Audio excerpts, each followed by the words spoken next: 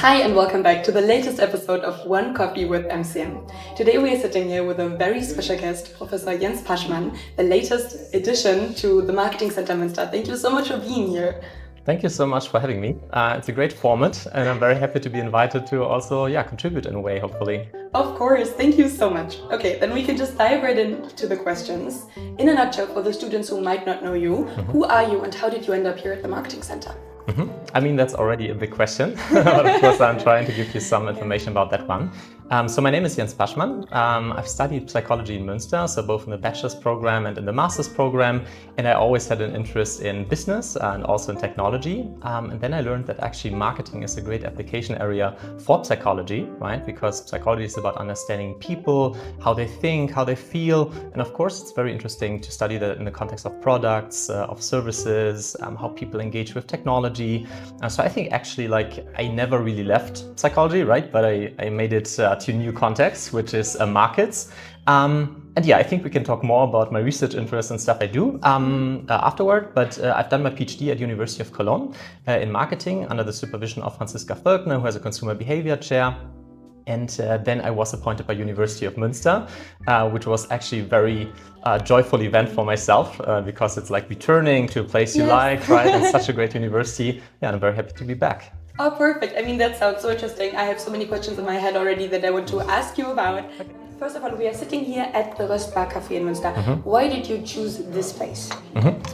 So it's different reasons, I would say. One of them is that I already had a connection with this place because during my studies from 2012 to 2017, a good friend of mine lived just around the corner. No way. Yeah, so I have great emotions with this place. And also I think what's nice about this place is that people are not just rushing through, but many are just coming to spend a lot of time, enjoy conversations, right? And really sit down with people and talking. That's something I enjoy myself, and therefore I like to come here. Yeah. Oh, perfect. I mean, this is like the perfect plot for this interview. Thank you so much for choosing this with so much intention. To sum you up a little bit more for the beginning, what do you think, which Münster cliché do you fit best? It's a super difficult question, but maybe for the students to get to know you a bit more. That's indeed a difficult question because there are many cliches, right, about people always driving by bike in the city, etc. But what I think best fits me is maybe that Münster is somehow a bubble. Oh, yeah. And actually, if I think about it, I'm like in a bubble of a bubble because if you're in academia, it also feels like sometimes you're seen as a person in an ivory tower with all the other professors, right? Sitting there doing stuff. Yeah. Nobody actually knows what you're really doing. So it's great, by the way, to talk about this. And I think that maybe I'm the bubble person in a way, but I also made it out to Cologne and got different experiences. Now it's not a trap anymore, living in a bubble. And now I can better evaluate what's Münster and what's outside. So I think that's, maybe the bubble cliche is the one. Yeah. Oh, that's a super cool point. I didn't really think of that, but that's really But don't you really feel about it like a bubble? No.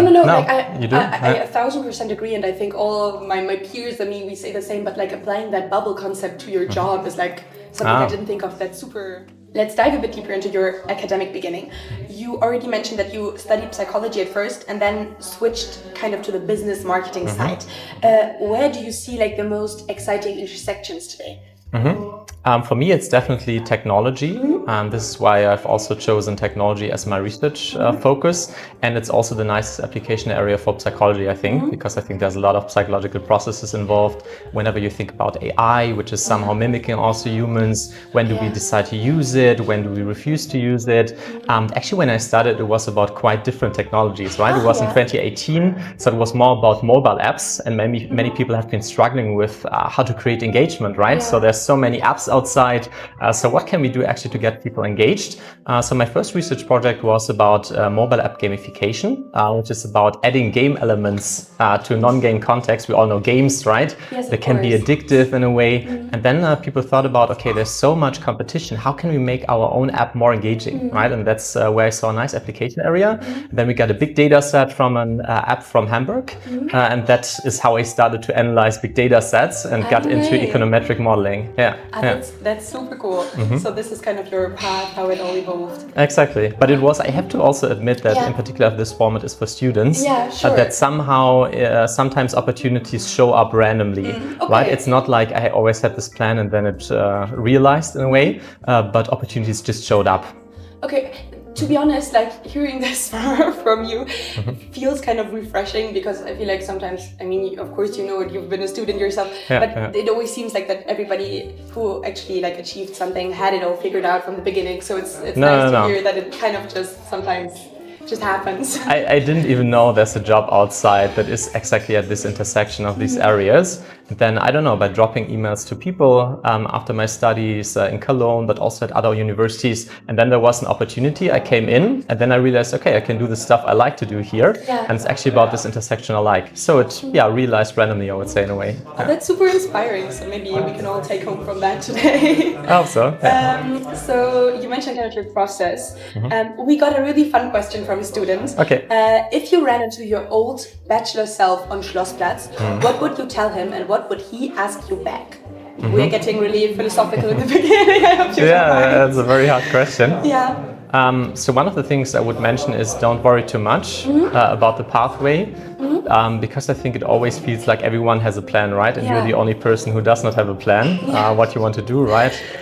So in general, I would tell myself, try out different things and be confident that in the end you find your own way, right? Which fulfills your passion and fits what you would like to do and what you're good at. And now the second question was, I think, what the student would ask me. That's a good question. Are you happy? Probably. Okay. And I think the answer would be yes. Because that's something I cared about a lot. How can you somehow build a life that you're happy with in different domains, right? Having a fulfilling job, but also the life concept you plan to have, like having family, etc. Are you happy? And I think hopefully the answer is yes. And you mentioned in your academics that you had like a supervisor before. Somebody else wanted to know, did you have like a special person that shaped your experience on your path the most? There were multiple people, I would say. So usually it starts, of course, with family, right? Giving you the opportunity to, also fulfill your own path, right? Which needs some resources, etc. So those people have somehow paved the way. But then, of course, specifically for the academic path, it was also my PhD supervisor, Franziska Völkner, who gave me a lot of freedom in doing stuff that I enjoy and exploring new things, and also brought me in touch with people who actually were experts in their domains, right? So I had Hernan Bruno, who is a professor in Cologne, working a lot with big data sets, who was always hunting for the truth, right? He was always having a plan in mind, like what should come out with the data, but not really trying to show something that is not true, but really searching for the truth, and in the end finding, can we somehow make assumptions about reality that are also covered by data?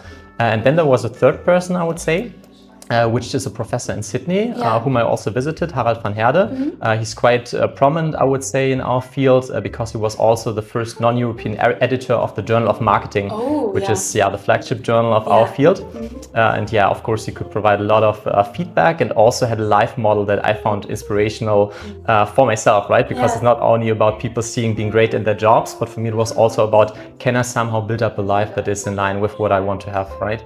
Oh, that's super cool. It's a super cool mix. Thank you so much for sharing. Sure. Somebody else asked, if you have any advice for academic writing to us students, thanks in advance. First of all, I think it's a process of learning. So you will never start perfectly, right? It's a journey. And of course, you start in the bachelor's program, you go to the master's program, maybe you do a PhD or whatever. And I think you get better over time. What is most critical to me is that writing is more about thinking maybe than about writing. So I think many people sit down and start writing something. For me, it was always important to have an idea in mind about what I want to write, right? And I think good thinkers are maybe also good writers. So in a way, I also first point out the storyline of what I want to write. Think about, I've talked quickly about my gamification project, right? So of course, I've rewritten the introduction several times throughout the revision process and during my PhD. And then, for instance, you think about, okay, what is interesting for readers to know? Like you start with, there's a giant market, right? All of us use mobile apps. There's a lot of competition in the market. And then maybe the next point is, okay, many providers have stepped on the bandwagon of searching for strategies to keep customers engaged, because if there are many apps, of course, they're fighting for screen time, right?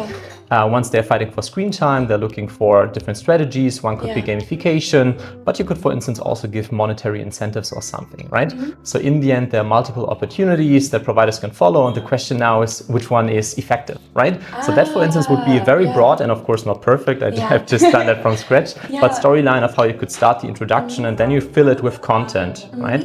And maybe what's also important to note is now that we have the opportunities of using AI, which I think can give you great efficiency gains, that I would always start with myself, my own thoughts, and then use it for improving maybe my language, improving thoughts.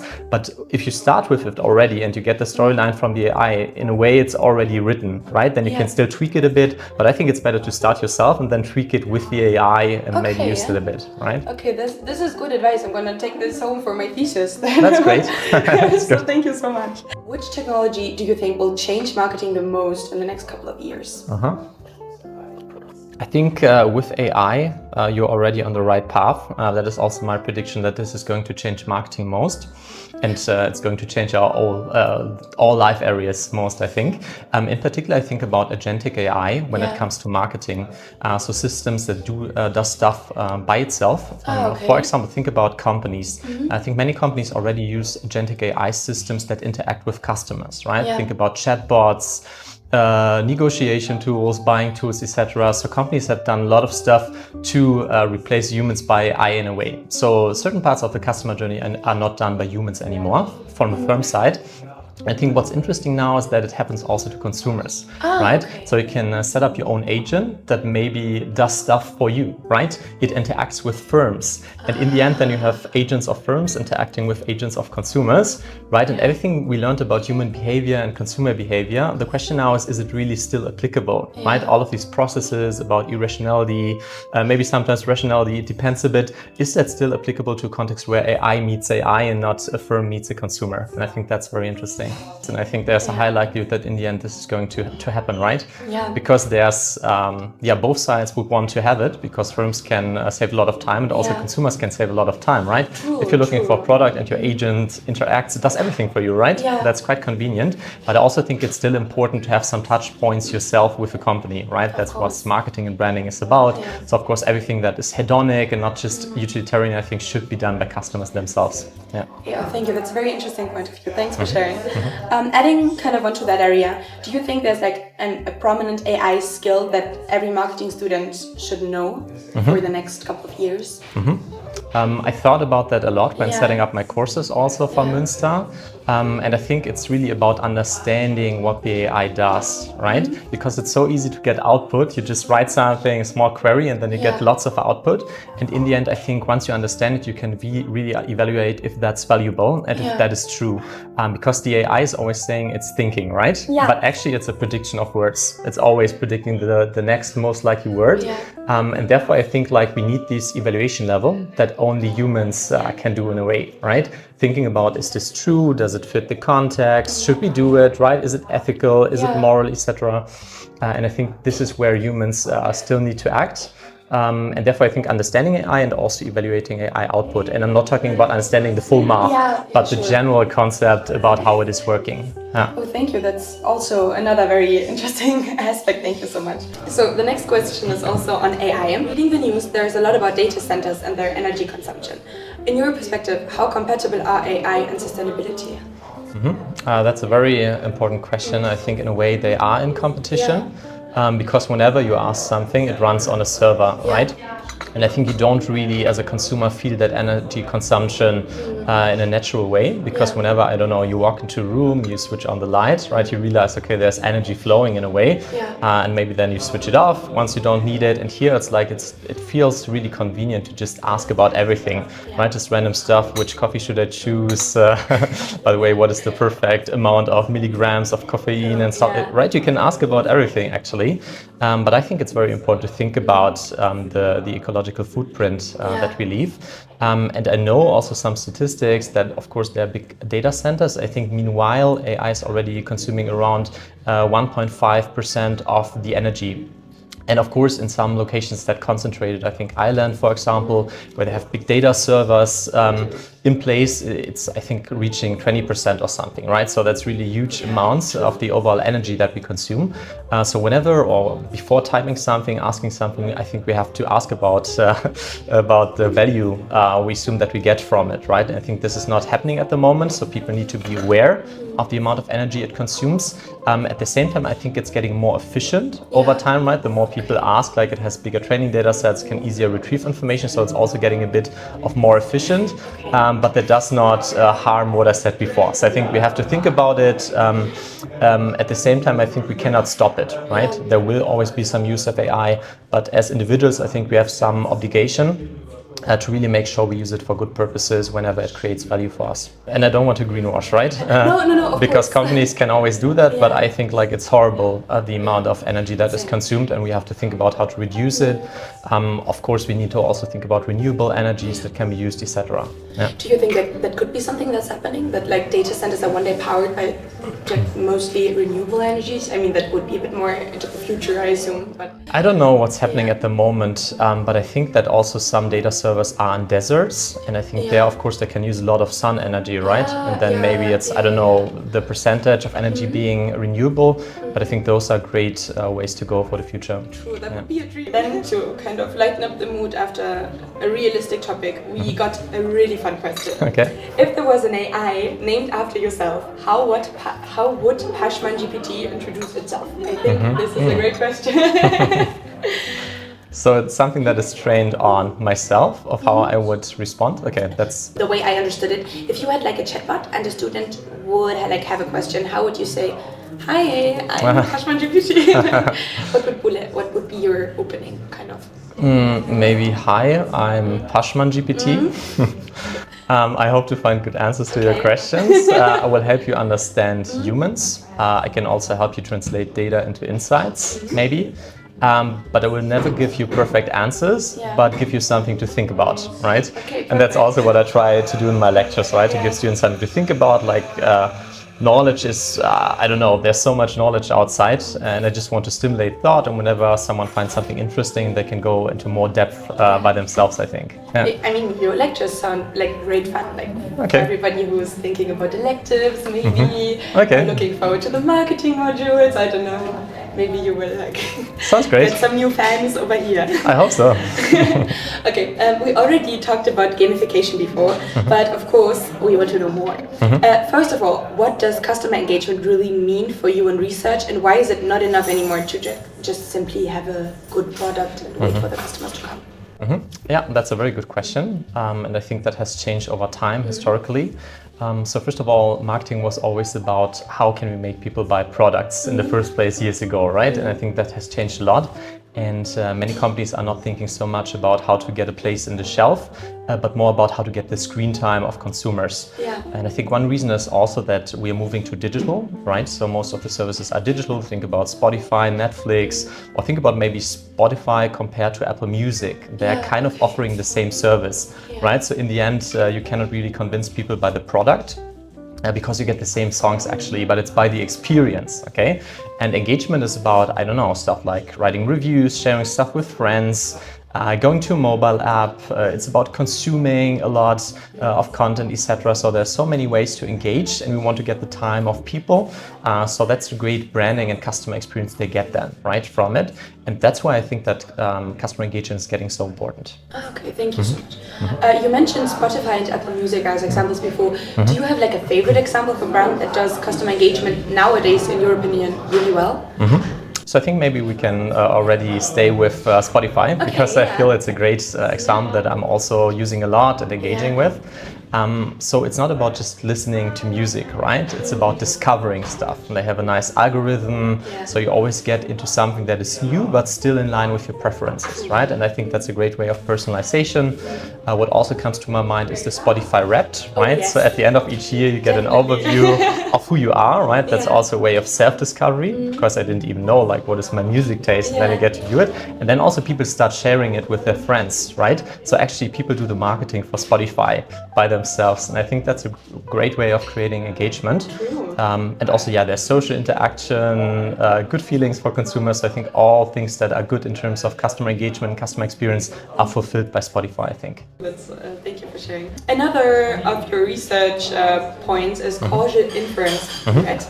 And first of all, I mean, this term might sound rather abstract to a few students.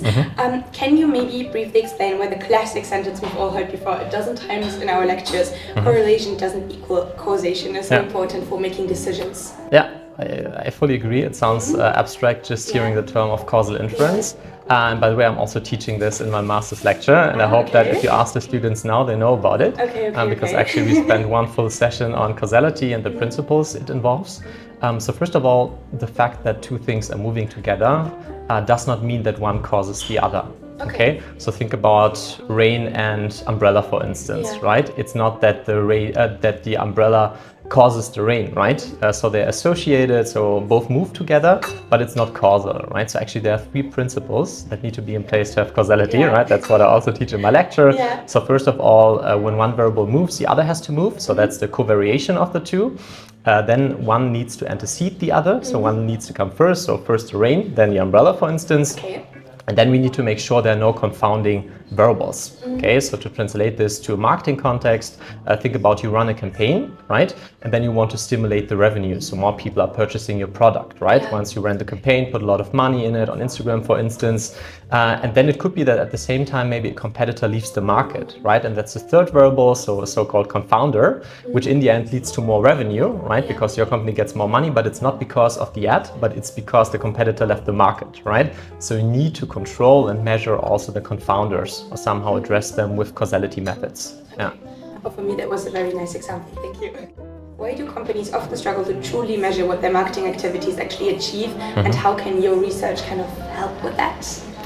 Yeah, that's also a good question. I think one of the main issues is that in many situations we don't have the counterfactual, right? So the alternative scenario. So you might run a campaign, but you don't have the counterfactual of the same campaign at the same time, for instance, at another location, right? Or no campaign at all, right? You don't have the counterfactual in reality.